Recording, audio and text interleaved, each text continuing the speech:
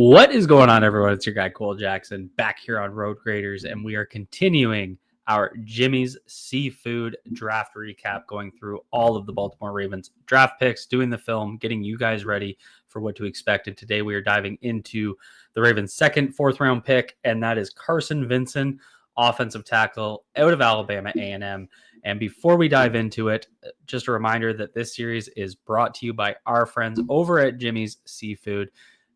Jimmy's Seafood is proud to team with the Western Golf Association and Evans Scholars Foundation to present the Tailgoat, the event you all know and love, driven by the BMW Championship, featuring OAR. The band, which has served as a soundtrack to Jimmy's for 29 years, finally comes home this summer. Don't miss it. Go over to Jimmy's, check out for tickets, get in there, and be able to see them. And a big thank you to sponsoring. Before we dive into it, hit that like button, hit subscribe if you're new here. And so we're going to be breaking down CARSON, VINSON, and this is one of the more exciting picks. If you guys have been following me on Twitter, following me on here, you know I've been talking about having a developmental swing tackle for probably the last 5 drafts. It's something that I've always prioritized the Ravens bringing in. It's something that I look, kind of 4th, 5th, 6th round, where they can bring in a guy that can be on the bench for a couple of years. And that's particularly important because left tackles are really hard to draft if you're not picking in the top half of the first round, which the Ravens rarely do. And the last time they kind of did, I guess the last time they did was Kyle Hamilton at 14. But before that, it was probably when they picked Ronnie Stanley. And if you go back to that draft, they had guys like Zeke up there and some more flashier names that people were interested in. And the Ravens went with the unsexy left tackle pick, but you could see how that played out. Obviously, minus the ankle injury, Ronnie's been a great Raven and a great left tackle in the NFL outside of his injuries. And so it's just hard to find them. And so you either need to be developing them or drafting them early in the first. It really feels like it's difficult to get a left tackle, 2nd round, 3rd round, that sort of thing. Obviously, there's exceptions out there, no doubt about it, but particularly difficult. And with CARSON, VINSON, we'll kind of look at his relative athletic score. This is why they wanted this kid. He checks basically all the boxes. 6'7", 314. His frame has tons of area to put on mass too if they want him to beef up a little bit. 34.5-inch arms. He checks pretty much every single box. He's athletic. He's explosive. He has good agility. He does pretty much everything you want your left tackle to be able to do. And so that's really what they're looking at. The developmental traits with CARSON, VINSON are off the charts. One of the best that you could get in terms of developing. But we all know that all the traits in the world don't mean anything if you can't put it together on film. And when you take a look at his stats over the years, he's played only left tackle. You can see in the bottom left corner there for Alabama A&M. A guy that's slowly come along with his pass protection. He started struggled in 2022, allowing 5 sacks, but it's gotten a little bit better every single year. Came in with a really solid pass block grade. He did play against Auburn this year. You'll see it in the film breakdown. I focus a lot there. Struggled a little bit, and so I want to make this very clear. We don't want to see CARSON, VINSON on the field in his first year. No disrespect to the kid. I'm a huge fan of his, but I wanted them to insulate him, and they did that by signing Joe Noteboom. I want this kid and all of the tools and all of his coachability, which you can see clear as day in his Senior Bowl reps. He got better every day as that week went on. Coaches had nothing but glowing things to say about this young man, and I want him to sit behind Ronnie Stanley, under George Warhop, and just be a sponge. I think that's where he's going to get his best long-term development, and I think it's going to insulate him extremely well. So let's dive into the film where we can kind of, and I want to make that really clear. I talk a lot about the issues I see in his technique where he needs to develop. Again, I'm not trying to rag on the kid. I'm not trying to be negative about the pick. I love the pick. I know exactly what they're trying to do with this pick, and that's develop a left tackle for when Ronnie Stanley retires in 2 years or moves on in 2 years when his contract's up. And I think that's genius. I think this is the exact type of developmental tackle you get to be able to build up. So let's dive into the film, and you guys will see exactly what I mean. This is split into 2 videos because you know how I do it. I always have to have a technical issue. So we'll watch the first part, and then I'll play the second part. Let's dive into it. With pass protection reps from CARSON, VINSON, what we'll do is I've kind of broken this up into his play from last year, specifically looking at the game he had against Auburn. There's also a couple of broadcast games from his own conference in here, but I really wanted to get that Auburn game in there prominently because it was pretty much the only game last year against that Power 5 competition that we want to see. Then I have a Senior Bowl section, and then we'll take a look at run blocking a little bit later. So just to start here, we're going to start with some of the positive reps. I really want to take a look at that.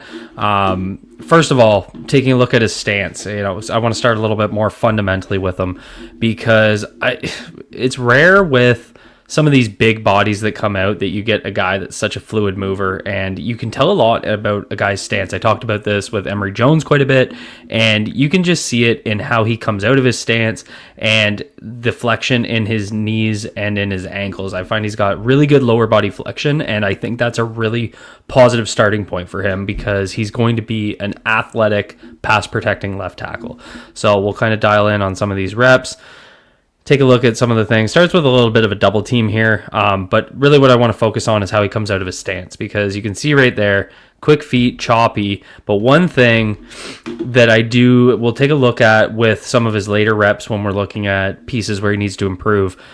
Bit of a waist bender here. So we have good lower body flexion, and we can see that in his foot quickness, but he tends to hinge at his hips rather than keeping that arched back and sinking into his hips. So that's something that I think is a bad habit that he has. And you can see right there, he's going to shoot his hands in and he squares up really well. And that's the type of pass protector he is. He's a square up pass protector. He's not one of those guys that wants to ride his vertical step and angle guys. He wants to get square on you. And those are always my favorite types of pass protectors because it's really, really hard to game plan for them. When a guy can square you up, it's difficult to find ways to be able to exploit. And then as they build their skills, their hand placement, their hand timing, all that stuff, it just becomes more and more difficult. You're going to see a rep here in the SWAC against Grambling. So he's obviously the left tackle. You're going to see right there, he comes out really fluid movement. And you can see right here, we got a much better posture. We got that arch back there.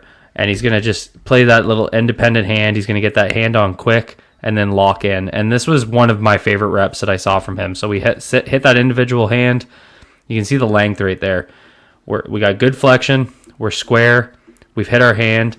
And then as the rep continues, we got those cuffs in. And we got complete control. And you can see right there how he bends through his lower body. Really, really solid rep.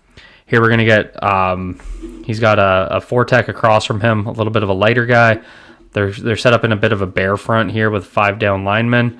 Or it becomes a bear front with the idea that there's it looks like the Mike backer blitzing over top of the center.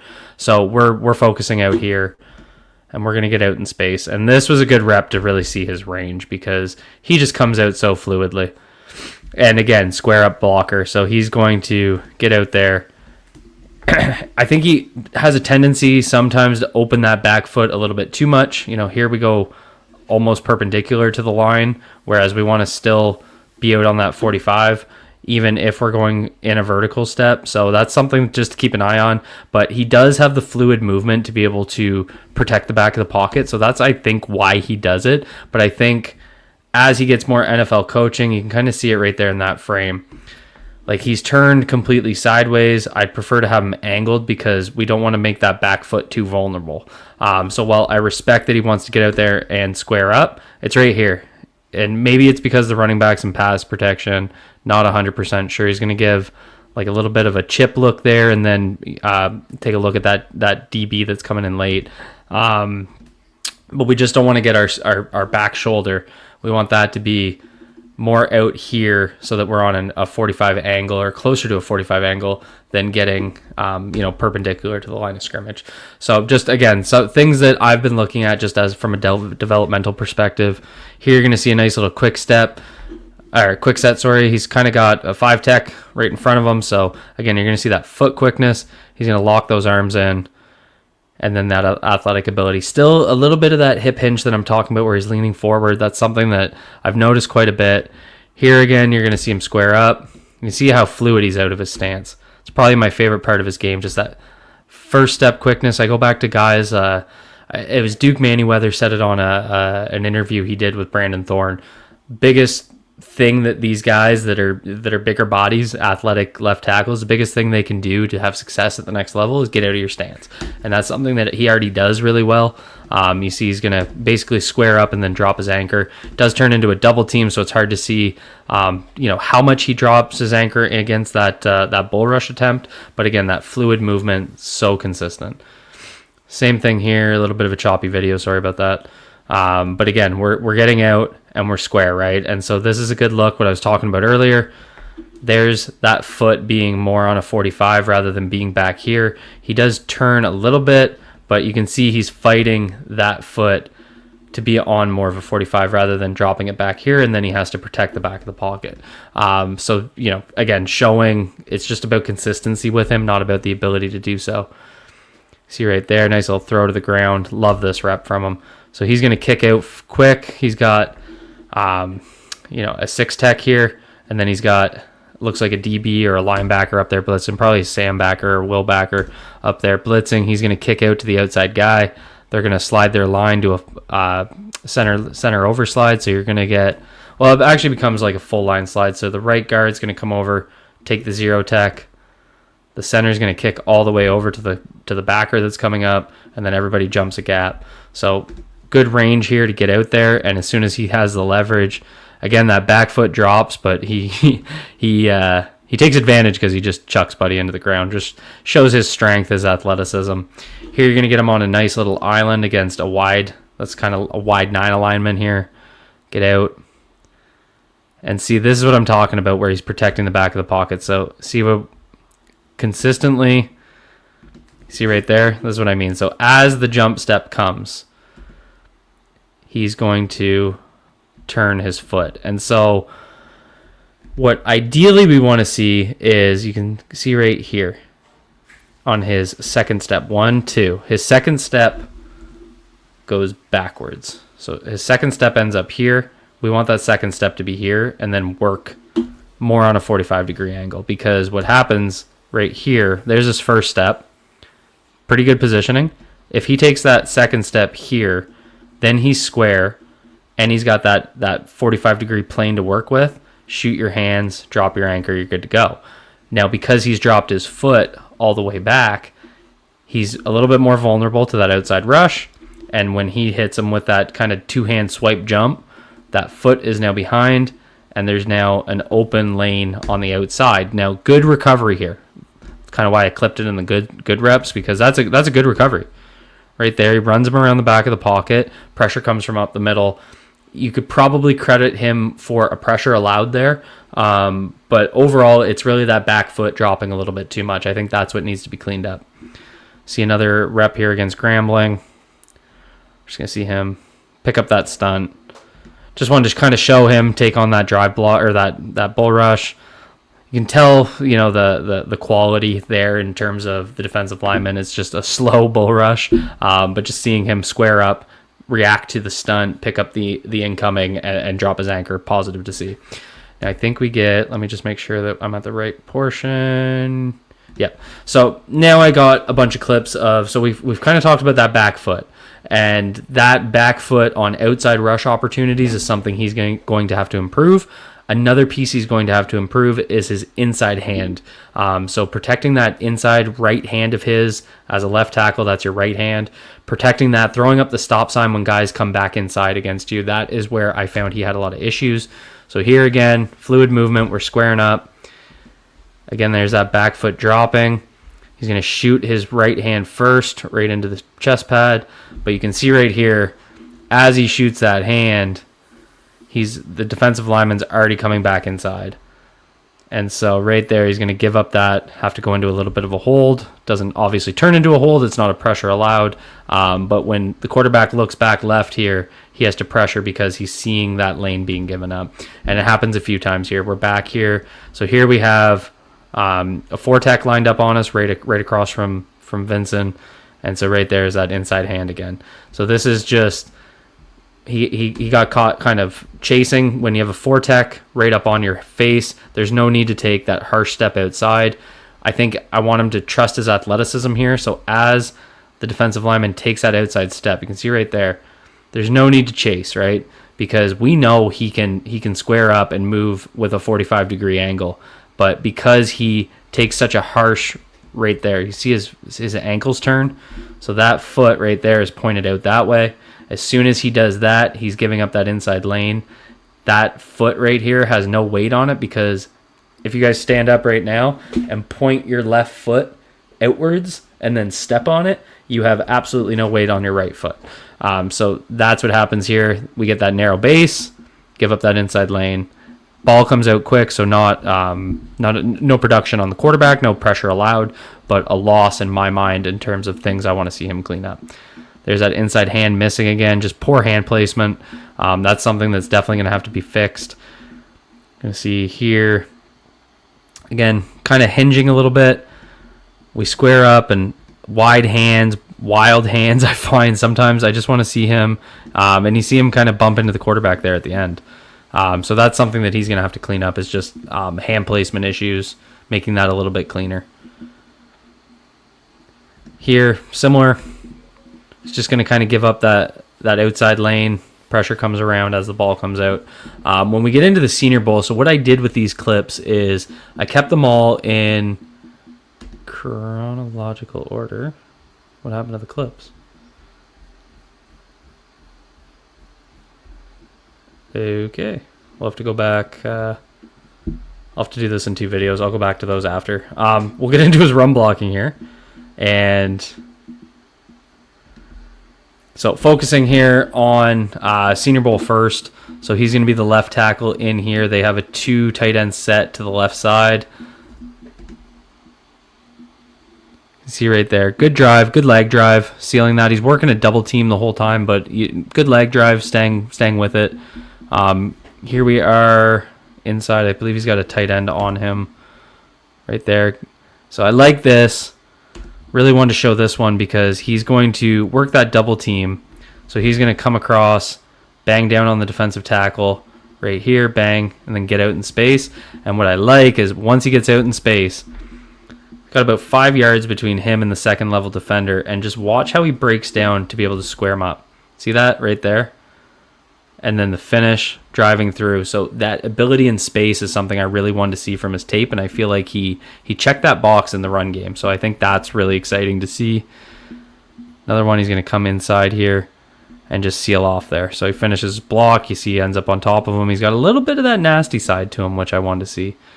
Again, we're back out in space here, finishing that block. See him going right through the whistle. Love to see that. So that's something I thought he did really well, was locate in space.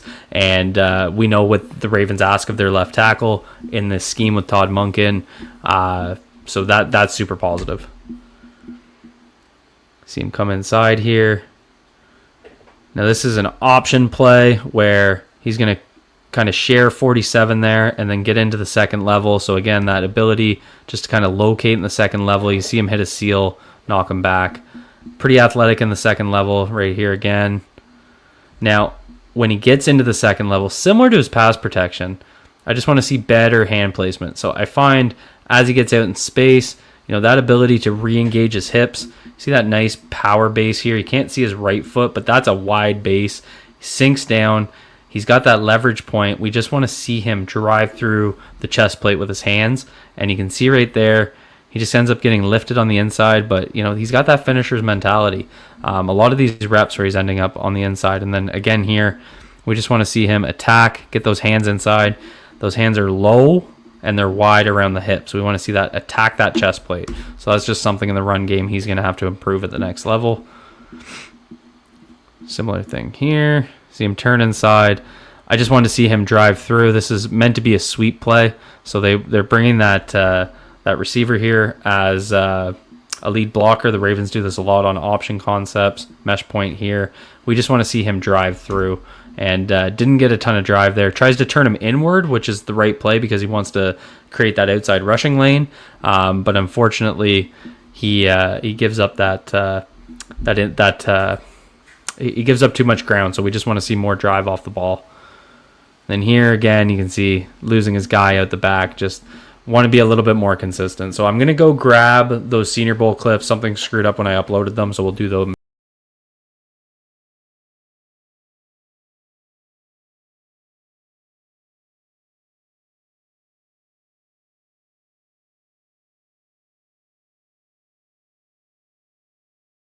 All right, so we got the Senior Bowl clips fixed. Sorry about that. Wouldn't be a film breakdown with Cole without some sort of technical snafu.